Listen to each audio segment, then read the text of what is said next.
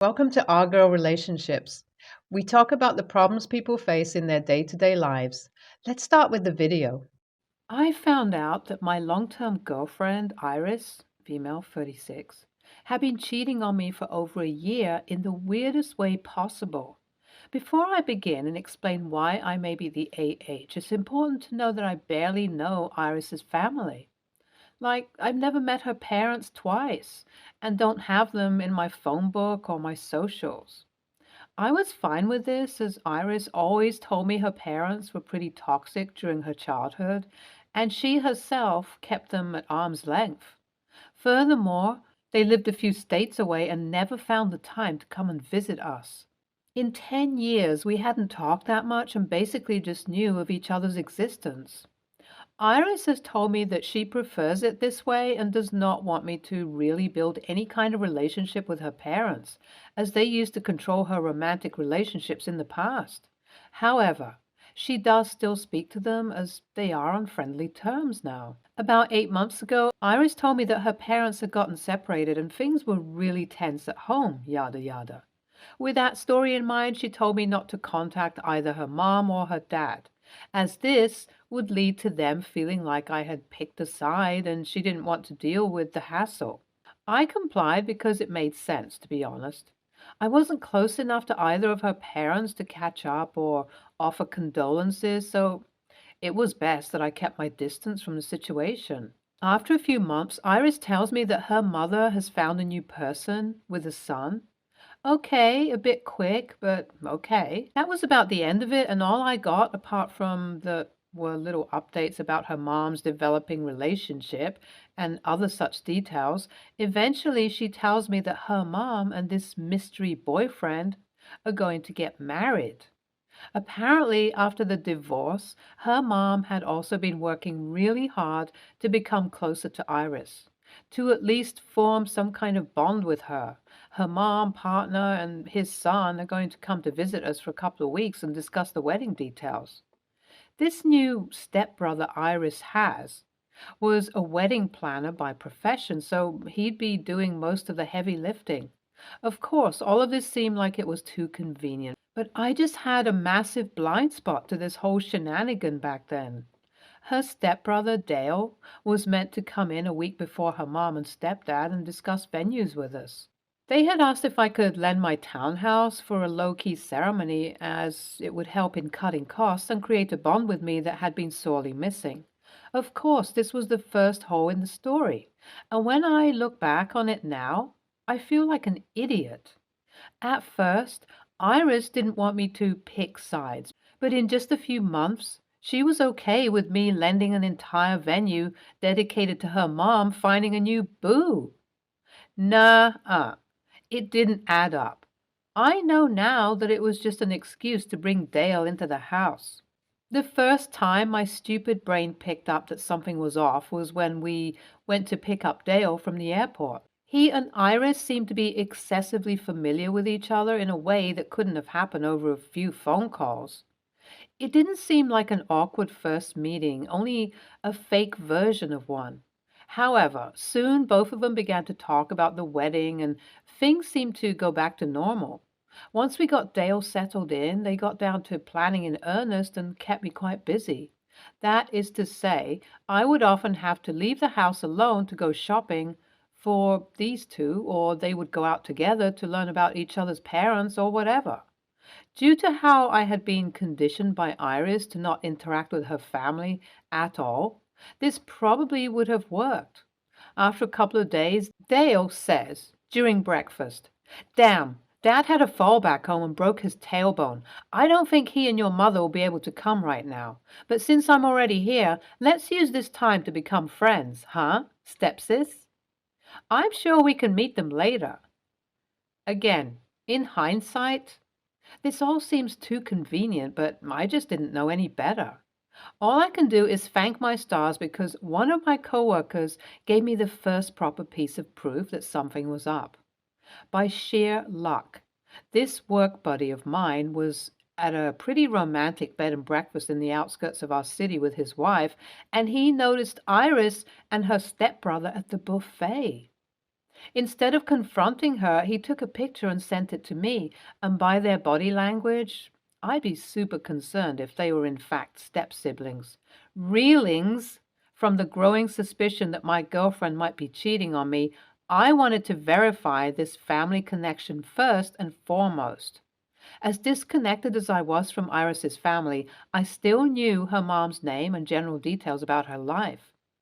A quick 30-minute hunt through Facebook eventually opened up her social media, and I had the shock of my life. Iris's mom was still, in fact, married to her father. This Dale she had brought in was some random guy. He had to be her side piece. God, I still cringe at the audacity of their plan. And I was going to get back at them in the best way possible. I decided to begin speaking to her family as part of my way of exacting revenge. I initiated a conversation with her mom and talked about how I regretted our lack of closeness.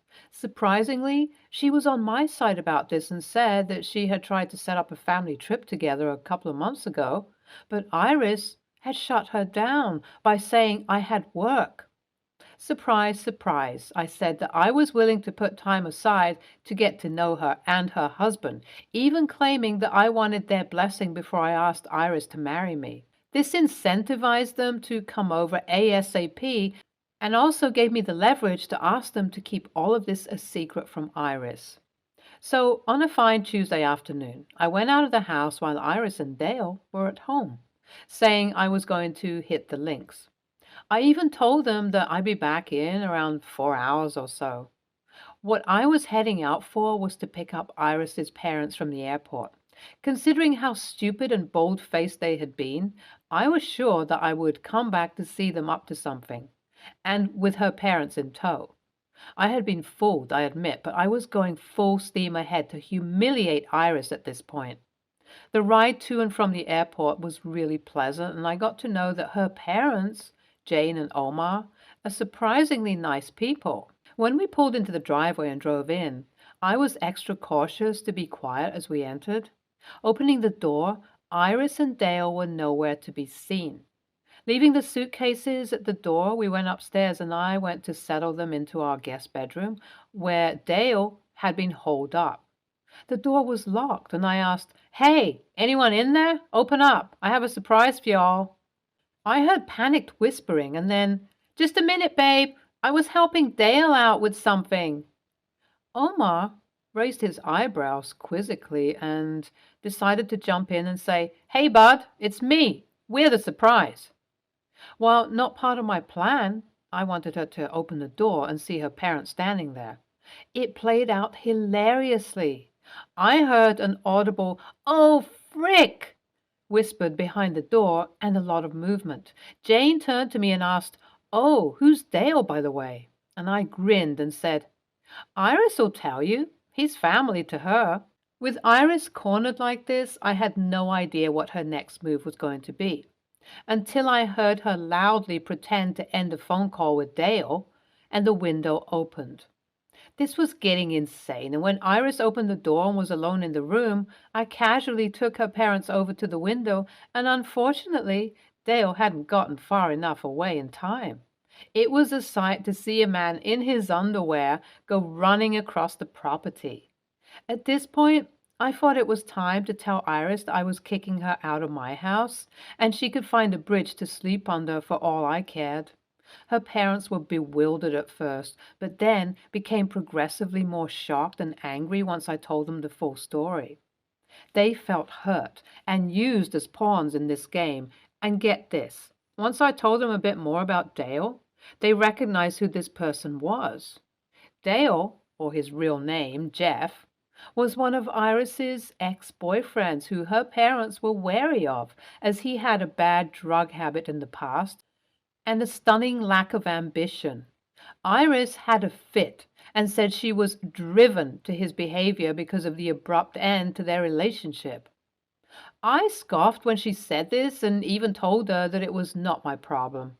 It's been a day since then, and since her parents have their return ticket in a couple of days, I offered to let them stay in my house, and Iris and Dale have been kicked out. I genuinely don't think I'm TA in this situation, but my social media has been blown up by Iris's friends saying she had to relive her trauma due to inviting her parents over. I think this is a poor excuse, but what do you think, Reddit?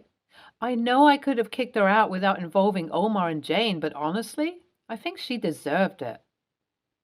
Update 1. Iris and Dale have left the state, and from what I know, they're living in a shitty apartment in a shitty neighborhood.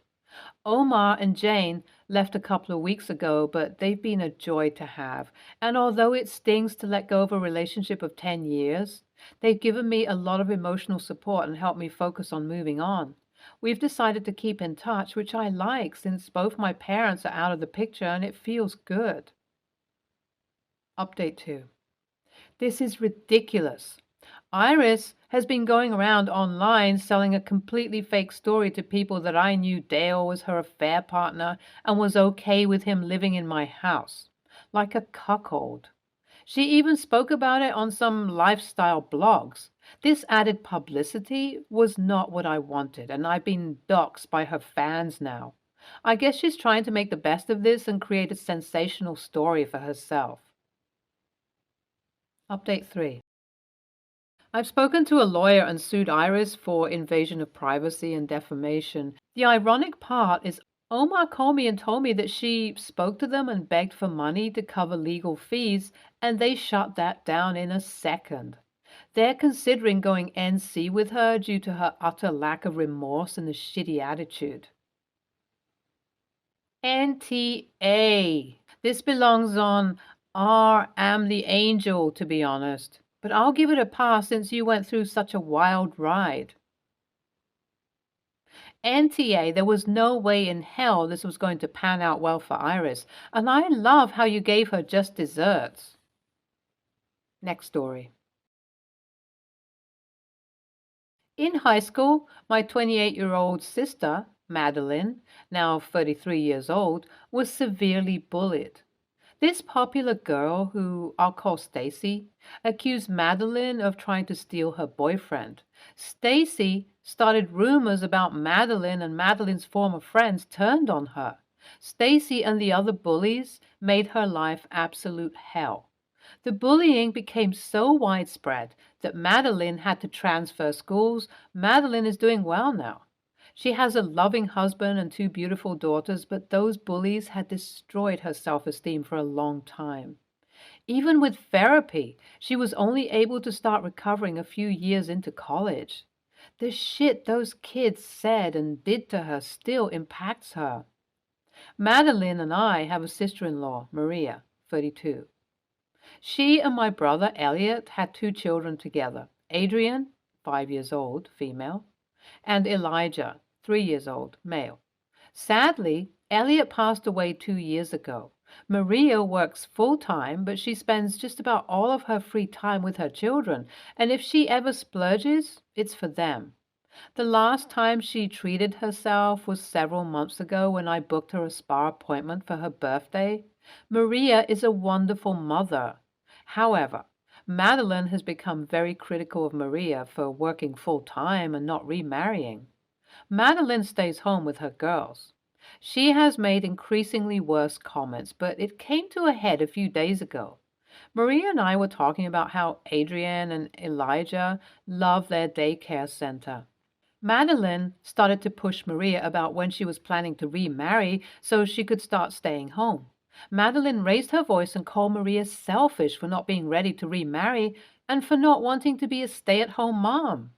Madeline said she needs to get the kids a father figure because otherwise Adrian will end up dating a guy who treats her like shit, and Elijah may become one of those bad men. And how a mother's first priority should be her children and not some job. I and Maria kept trying to de-escalate, but then Madeline attacked Maria's outfit and weight gain. Maria gained a small amount of weight after Elliot's passing, but she's still absolutely beautiful. And called Maria selfish for not maintaining her appearance so she could find a new husband. I snapped at Madeline that her attitude is ugly, and right now she's just being like Stacy and the other bullies who made her life hell in high school. Madeline screamed at us, and I saw tears in her eyes before she left. My mother told me that I screwed up majorly with what I told Madeline. Mom said while Madeline phrased it in a bad way, and she would talk to her about it later, Madeline's statements were out of love and genuine concern for her niece and nephew. And I was beyond cruel and had no right to compare Madeline to her high school bullies, especially when I remembered how Madeline would come home sobbing because of the bullying and how her self-esteem was destroyed for years after. Now I'm worried that I went too far with what I said. AITA? Update. A lot of you guys have been suggesting that Madeline was secretly the high school bully and she only pretended to be a victim. I want to clarify that while bullies pretending to be victims have happened in many other situations, it is absolutely not true for Madeline. Madeline was always a nice, friendly kid, especially with her friends. If anything, her friends were the ones who came off as the shallow, drama-loving types to me. Stacy and the other kids undoubtedly bullied Madeline. They did things like destroy Madeline's backpack and pour garbage water over her hair. They slipped notes into her lockers, calling her ugly and stupid and worthless. I remember they followed Madeline home once and hit and insulted her until our neighbors stepped in and scared the bullies away. I think what most likely is going on is because Madeline had so many awful experiences with the bullies and was their victim for so long, she can't see herself as being like them. Maria talked about when she was on maternity leave, she felt bad about not working and making Elliot, in her words, earn everything. I think Madeline probably feels similar and is subconsciously projecting it onto Maria. Madeline is still upset and is currently not talking to me at the moment. I'm going to wait until Madeline has had time to reflect and is ready to again. Then I'll try and talk to Madeline about these feelings and about the possibility of her returning to therapy. I wanted to thank everyone for their thoughtful words and advice. NTA. Mom said while Madeline phrased it in a bad way. That's one way of putting it, which minimizes and completely ignores what she actually said, which was telling Maria she was selfish for not being ready to remarry, telling Maria she needs to get the kids a father figure, criticizing Maria's outfit, criticizing Maria's weight, predicting Maria that her children will have miserable futures, daughter will end up dating a guy who treats her like shit, and her son may become one of those bad men. I give credit to your mother for being able to see out of those rose-colored glasses. Your sister is not just a bully, she is bullying a widow. I mean, teenagers, you almost expect bullying, but a woman in her 30s bullying a widow? That is extra. Next story. Last night, my husband and I, both 36, went and saw the movie Barbarian. If you're not familiar, it's a horror movie. As we're coming into the theater, I see a young family with a baby who's maybe a few months old. I'm instantly put off. Not because I don't like children, but babies have no place at a movie theater, especially a horror movie in the evening. I tried to give them the benefit of the doubt, but the kid is fussing and making noise through the previews. I'm hoping they'll get it together and feed the baby, use a passy, but the movie starts and the noise continues. I didn't want to get an employee because I'd missed the movie and I figured there's not much the employees would do anyway. So I say very loudly, "Quiet your kid. Who brings a baby to a movie theater?" No one else has dared to say anything, but I'm not sure no one else is happy about the situation. It continues and the movie gets to a suspenseful part. The baby starts fussing and making a noise again. It is ruining the tension and tone of the movie. I say loudly again, "You are ruining the movie for everyone. Get out." At this point, the parents get up to leave, but they reach the front and they start scanning the crowd to see who said it. They were pissed and looked like they wanted to fight. I didn't engage them because I have no desire to be arrested and mess with my work situation. They left and the rest of the theater was peaceful. The movie is fantastic if you like horror. I'm doubting myself because I am a mom and I understand that parenting is tough. This could be their first baby and they're learning. Maybe they couldn't afford a babysitter. I just don't think it's acceptable to bring a noisy baby to a movie theater, especially in the evening to a movie for adults. I just can't believe I'm the only one who spoke up. AITA?